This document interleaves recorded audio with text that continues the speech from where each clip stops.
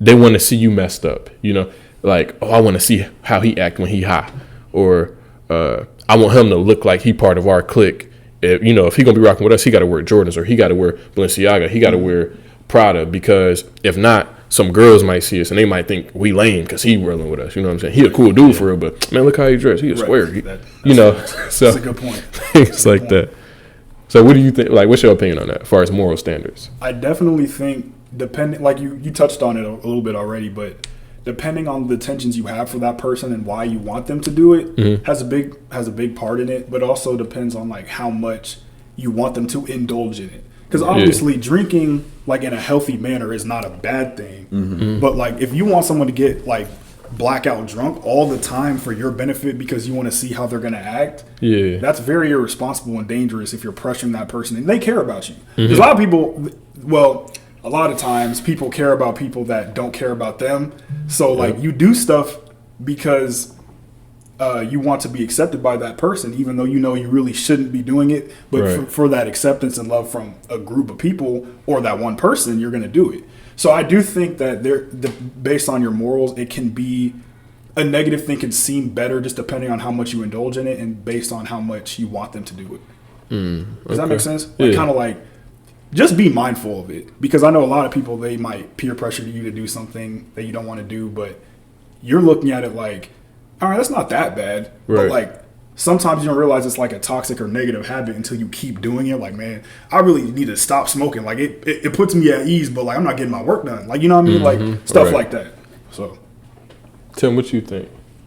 Yeah, I think it really depends on both the one that is receiving the peer pressure and the one that's giving it, because like you said, it could be for one's own benefit. Due to, so like I'll bring up the drinking. So say I'll be like, oh, Miles, I know you don't drink, I know you don't smoke, but come hit this with us, right? And Miles be like, oh no, I'm good. But I come back and be like, oh, but you'll, you know, now I start testing you, right? Even though I know you don't, you're not about that. I start pressuring you. I'm like, oh, you this, you that, in front of all these people, in front of girls. Now it's like, dang. No, I hate you. Now your ego is involved. Yeah, now your ego is involved, which it should not matter. It should not matter, because if you do what you want to do, it doesn't matter what anybody else thinks. Just stay in your lane. Because that is a great point you just brought about ego. Yeah. Because like we was talking about last week with younger dudes and their ego, they'll do things and try and seem more, oh man, yeah, I got this, like by myself, just to try and impress people around them. And that's part of peer pressure. Like it's like, man, you ain't gonna do that, man. These girls, man, you suck. Like, you know, like, all right, I guess I can just do it. You know what I mean? So it's like a pressure to do it because of ego. And like a lot of people don't know, like, you know, as you grow up, things like that become less and less important. So like I could just be at Kroger, right? And then a random group of teenagers could be like, hey bro, do this, bro, do it for the gram, bro. I could be like, nah, I'm good. Man, you a bit, you know, like, so they can start like saying all this stuff, but like that's not gonna faze me, because like for one, like I'm confident in my own self to know like I don't need to submit myself to like get y'all approval, like to y'all stupidity. You know what I mean? I'm glad you said that, because I wanted to bring up like validation. I think that's a big thing when it comes to egos and when it comes to just bad peer pressure. I would say, I would say like your parents, they're like the first line of resistance against bad peer pressure. You know what I'm saying? And I say that because they give you a sense of identity, you know? So if you know who you are already, it's like, and I know not everybody knows their biological parents, things like that, but I'll get to that later. It's like, if you know who you are, you've been validated, you've been acknowledged, you know, your parents, they show you who you are, who you should be. It's like they built that confidence up in you first, or they should at least. So when you out in the world and people are pressuring you to do stuff, it's like, you don't have to bow down to that, because you're like, I already know who I am. Yeah. Everything y'all talking about ain't going to build me up or make me no better. And I'm going to give you this example real quick. Like Jesus, when he was in the desert, he was fasting for 40 days, 40 nights, right? And Satan came to him, tempting him with he said, if you bow down to me, I'll give you all these things if you bow down and worship me, right? And he said, get thee behind me, Satan. You know what I'm saying? Because at the end of the day, he already knew who he was. God was his father. So therefore, he didn't have to, and I'm not trying to get real churchy or not like that, but it's just it's an example of, if you already know who you are, if you already been validated, it's like, man, I know who I am. Like, I got all of this, you know? Right. So you got to walk with that confidence every single day.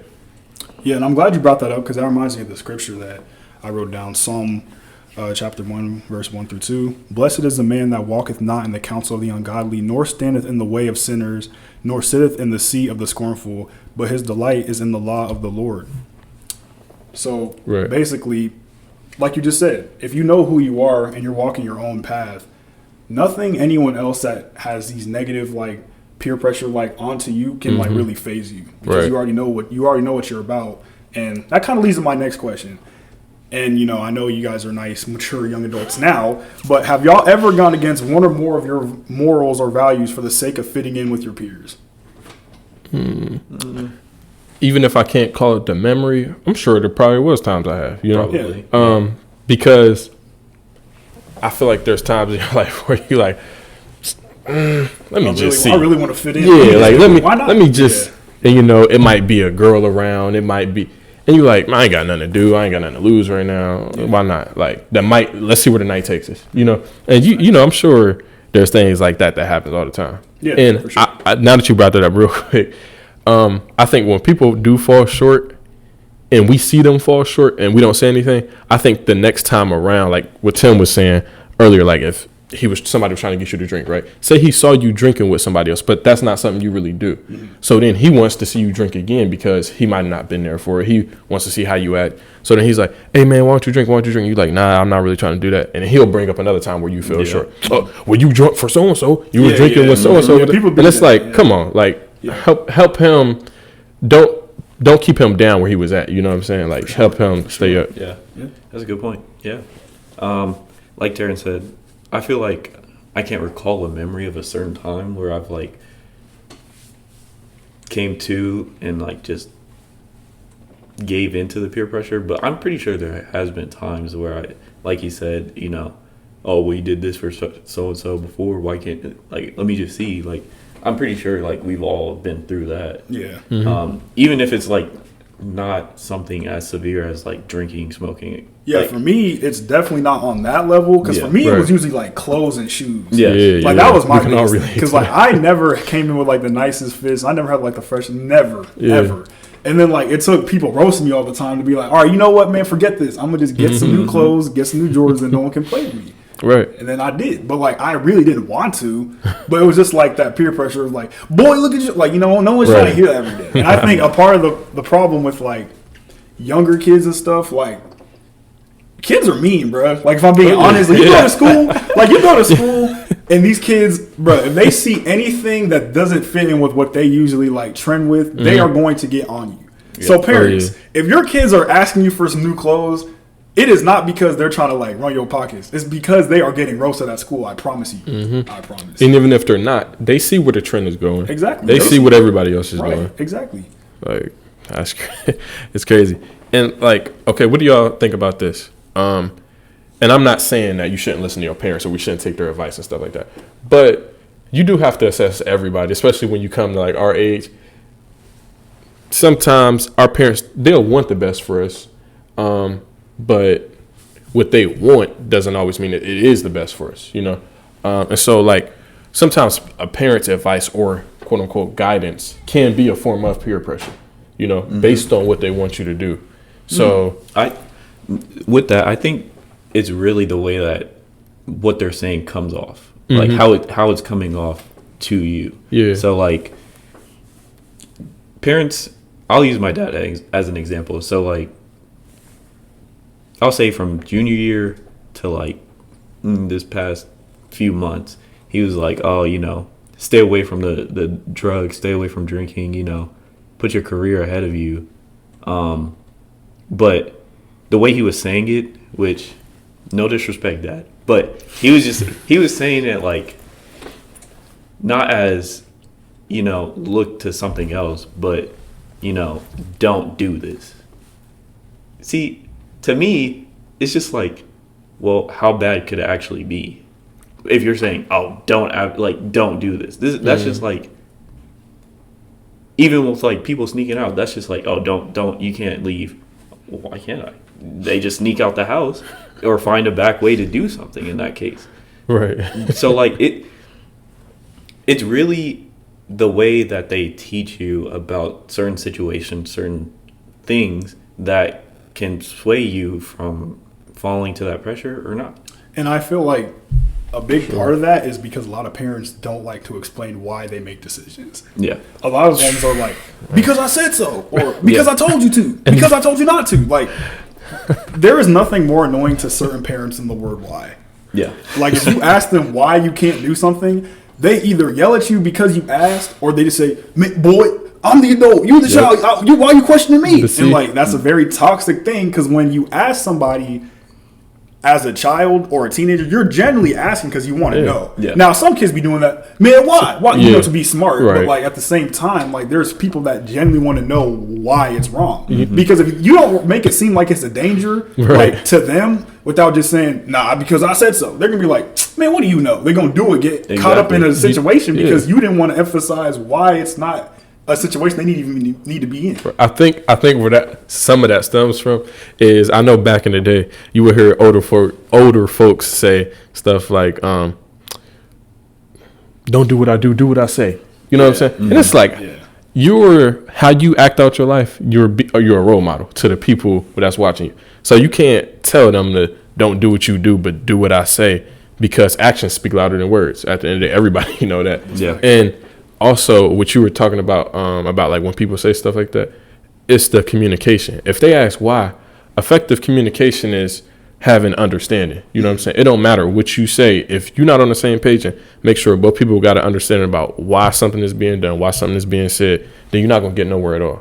Exactly. It's just unhealthy dialogue. Exactly. Yeah. You just have to understand why they're asking. Because a lot of parents just think it's like questioning their authority, when in reality it's just understanding. Yeah, it's not even all that. A lot of the times, it's really just understanding. Okay, why can't I go drinking? Right. It's not, and then they'll even try and like explain why they think it's good. But as a parent, you have to explain repercussions of drinking, like when you're like 17, like at your friend's house, and you're not like you don't have you're not of age and stuff like that. So like it's just like you say, your clear communication and understanding goes a long way, especially when because like my parents, they more or less like I was smart enough to just discern like bad situations anyway, but they didn't really always explain things to me. Mm-hmm. Like I was smart enough to figure it out, and like I saw what it could do to people, which is why I didn't personally submit to like these extreme levels of peer pressure when it came to like drinking and sex and all that, because I knew what was like right and wrong. Mm-hmm. Yeah. But like a lot of people don't have that luxury of like having parents that can tell them what's right and what's wrong like all the time, and like actually explaining why you shouldn't do this or why you shouldn't do that or things like that. For sure. Right. And I want to say, well, I'm pretty sure you do too, but I mean, I'm pretty grateful that we all have like parents that were willing to at least teach us. For sure. Yep. From an early age what right and wrong is. Yeah. See, you know what's funny though? You notice how you have a child, right? You never have to teach a child how to lie. They already know how to lie. Yeah. So you don't even have to teach a child right from wrong. It's like innate in their nature to where they know like I'm not supposed to be doing this. That's why they had a guilty look on their face. Yeah. And the thing is though, we don't even have what you said about parents, right? It is great that they teach us, and I think a lot of times we ought to learn from watching people too, instead of learning from experience. Like if you would listen, sometimes you don't have to go through something just to learn the lesson. You could like, okay, that's what they said. This is what I see happen to people in society, so this is what I'm gonna take from it. Like, for sure. I'm not going to act that out in my life. Yeah, and I'm glad you said that, because when I was young, and like I'm sure other people have experienced this too, but when I was young, one thing that deterred me from smoking like cigarettes were those commercials with like the lady that would like talk like that, hole in her throat and whatnot. And I was like, I am never smoking. So like when you say it's not necessarily like, I didn't have to like smoke and be like, man, this sucks for me to not want to smoke. Yeah. Like I saw a woman with a hole in her neck talking to me on the TV, telling me how bad it is smoking. So I was like, all right, bet. I'm gonna take that. I'm gonna listen to what you're saying because I don't want a hole in my throat. I ain't got to touch fire to no fire hot. Exactly. Like, come on now. No, that's facts. Like, I see it burn. I don't need to get shot to know that it hurts. You know, like Yeah. why? You know, and that leads me to the next question. So right now, we're all 22, 23, whatever. Are there things that you guys do because of peer pressure, positive or negative? Yeah, because It doesn't have to be a negative thing. Yeah, because we should talk about the good side. Of Yeah, peer no. pressure. We just getting. So like to sum up, why you shouldn't do negative things because of peer pressure. It doesn't matter in the end anyway, especially when it's like drinking, because like you can do those things in your own fruition. Yeah. You just can't let other people dictate why you're doing it, and you actually have to be mindful of what it is you're consuming and how much you're consuming of it. Because drinking is not a bad thing when you do it in moderation. You're of age. You're not being irresponsible. You're not somewhere you're not supposed to be doing it. Things like that. So just be mindful. But yeah, let's talk about the positive things. Like, what positive peer pressure do you guys encounter right now? Okay. Now, leading to that, before I say this, I'm going to share some scripture again with y'all. Go ahead. So the first one is Proverbs 26:4 is, "For by wise counsel thou shalt make thy war, and in the multitude of counselors there is safety." And the second one is Proverbs 11:14. It says, "Where no counsel is, the people fall, but in the multitude of counselors there is safety." And so emphasizing that, and you asking like what I receive now as far as good peer pressure and stuff, I would say, yeah, I receive a lot of good peer pressure because especially at this age, I dang sure I can decide who I surround myself with. You know what I'm saying? Like y'all the main two guys I hang out with. Yeah. Even when I'm like with my dad and the people he hang out with, it's guys who they uplift each other. You know what I'm saying? They show brotherly love. And I would say outside of that, speaking about, in a multitude of counselors, there's safety. Being around people like that and even y'all deterred me from making some decisions that I could have made that may not have worked out in my best interest. You know what I'm saying? And which is a good thing because I know you got to know the people who really do have your best interests at heart. You know what I'm saying? Sure. And another thing with that is like social media though. Like we have more peer pressure than what we think. It's not just like it was back in the day. You look at society and, boom, you can be being peer pressured by people on TikTok, people on Instagram. You influenced by so many circles that, you influenced by people that aren't even in your main circle because what you choose to expose yourself to online, But I would say ultimately, because who you choose to follow. If you choose to follow business people, people who post in positive stuff, because everybody who's your friend ain't your friend, even on Instagram and things like that, Facebook. They could be posting negative things all the time. And you think, oh, well, they family. I'll follow them. But if they posting stuff like that that's bringing you down or making you think in a way you shouldn't be thinking or altering, your spirit, then I don't think that's something that's positive, to put it that way. For sure. I will bring up that the TikTok. So, on my For You page. Oh boy. No. Listen. So I'll bring up like the fitness and wellness part of TikTok. So I have a lot of content creators posting gym TikToks, but I don't know if it's for the right reasons. You know what I mean? So like, as far as, what's the real reason you're in the gym? Right. Like the reason I go to the gym, I want to live long. I want to be healthy when I'm 80, 90 years old. I want to be able to see my kids, my grandchildren, my great grandchildren grow up and be happy.